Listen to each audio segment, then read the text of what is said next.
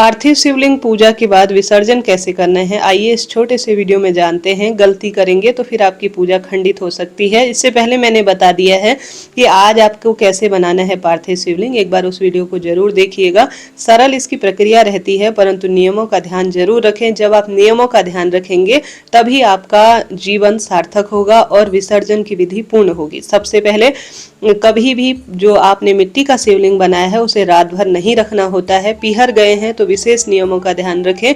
आप सभी सरल तरीके से जो भी पार्थिव शिवलिंग बनाएंगे ना, उसे रात भर न रखते हुए पूजा के आधे घंटे 1 घंटे के भीतर ही विसर्जित कर दीजिए। अगर यह खंडित स्वरूप में होने लगे ना मिट्टी का, तो फिर ठीक नहीं माना जाता। हालांकि खंडित हो भी जाए किसी न किसी स्वरूप में, मिट्टी का ही है, तो मन में चिंता टेंशन बिल्कुल ना करें कि कहीं हमारी पूजा अधूरी तो नहीं रह गई। ऐसा नहीं है जी, आपकी पूजा अधूरी नहीं है, परिपूर्ण हुई है। ऐसे में आप सभी सरल विधि से जो पार्थिव शिवलिंग बनाए हैं, प्रभु जी को प्रणाम कर कर कहें कि हे महादेव, आज मेरी पार्थिव शिवलिंग पूजा पूर्ण हुई। इस पूजा को संपन्न किया आपने, पूजा स्वीकार की, आपका धन्यवाद। कोई कमी रही हो तो मैं क्षमा प्रार्थी हूँ, ऐसी प्रार्थना करते हुए सबसे पहले जो आपने कहीं पवित्र नदी के तट पर इसे विसर्जित करते हैं, कहीं कुएं में विसर्जित करते हैं तो बहुत शुभ है, परंतु रात्रि का समय है, बाहर जाने की बजाय आप घर पर ही विसर्जित करिए।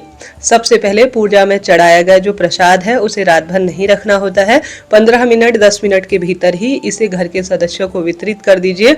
और आप एक काम जरूर करिएगा, शिवलिंग पर चढ़ाया गया बेलपत्र, चावल का दाना और एक शमी का पत्ता या जो भी चीजें आपने अपनी तरफ से चढ़ाई है, थोड़ा सा अपने पास जरूर रखें। सारी चीजें विसर्जित नहीं की जाती। शिवलिंग पर चढ़ाया गया बेलपत्र ग्रहण करना और अपने पास रखना सौभाग्य के रूप में जाना जाता है। चावल भी अपने पास थोड़ा सा अन्न धन्य के भंडार भरे रहे, इसके लिए आपको रखना चाहिए। इसके बाद आप सभी को विसर्जन की प्रक्रिया को पूर्ण करना है। सभी जन प्रणाम करें और भूल चूक के लिए क्षमा प्रार्थी होकर अपने घर पर कोई साफ सुथरा आप स्टील का बर्तन ले लीजिए या प्लास्टिक का, गंदा ना हो इस बात का ध्यान रखें। उसमें थोड़ा गंगा जल डालें, पवित्र नदी का ध्यान करें। अब जो पार्थिव शिवलिंग होता है ना, उसका जो जलाधारी होता है, जहाँ से जल बहता है, वह आपके घर की तरफ होना चाहिए। इस बात का ध्यान रखते हुए आपको इसे विसर्जित करना है। उस जल के पात्र में जिसमें आप विसर्जित कर रहे हैं थोड़ा पुष्प वगैरह रखें और शिवलिंग पर जो आपने पूजन किया है उसमें पंचामृत चढ़ाया है तो उस पर घर पर छिड़काव जरूर करें।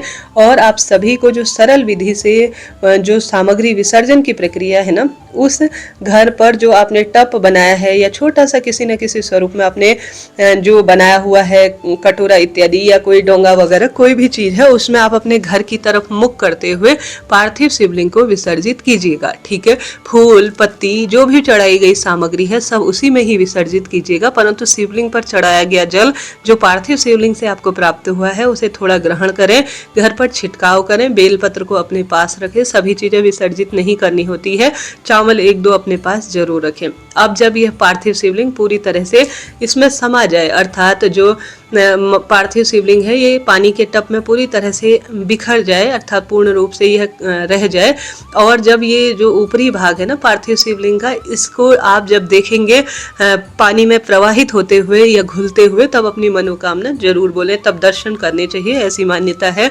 उसके बाद अपने घर के गमले में, अपने घर का कोई लॉन है या खेत है, वहां पर इस मिट्टी को छोड़ दीजिए। धरती की वस्तु है, धरती पर ही समाहित हो जाए तो सबसे उत्तम होता है।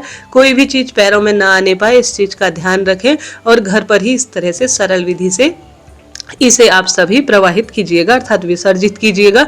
चढ़ाई गई सभी सामग्री जो दान देने योग्य है, जैसे कोई दक्षिणा वगैरह आपने ली है या कुछ ऐसी चीजें ली हैं जो दान देने योग्य है, तो पुरुषोत्तम महीने में दान करने का अनंत लाभ है, सौभाग्य बढ़ता है और दुख दरिद्रता का अंत होता है। तो आप दान वगैरह कर सकते हैं जो भी चीजें चढ़ाई गई हैं, ज्यादा नहीं तो आप इसे इस तरह से विसर्जित कर सकते हैं। ऐसी सुविधा है कि रात्रि को आप पवित्र नदी के तट पर विसर्जित कर सकते हैं, कुएं वगैरह में, तो वहां कर सकते हैं, नहीं तो इस तरह से सामान्य सरल तरीके से आप विसर्जन की प्रक्रिया को पूर्ण करें। अभी के लिए इतना ही। कोई और प्रश्न हो तो आप पूछ सकते हैं, आपका अपना चैनल है। अभी मैं आपसे विदा लेती हूँ और आज विसर्जन से संबंधित सभी वीडियो और साथ ही गुरुजी कैसे पूजा कराएंगे 1 घंटे का वीडियो प्रसारित है, एक बार आप देख लीजिएगा। हरे कृष्णा, श्री शिवाय नमस्तुभ्यम।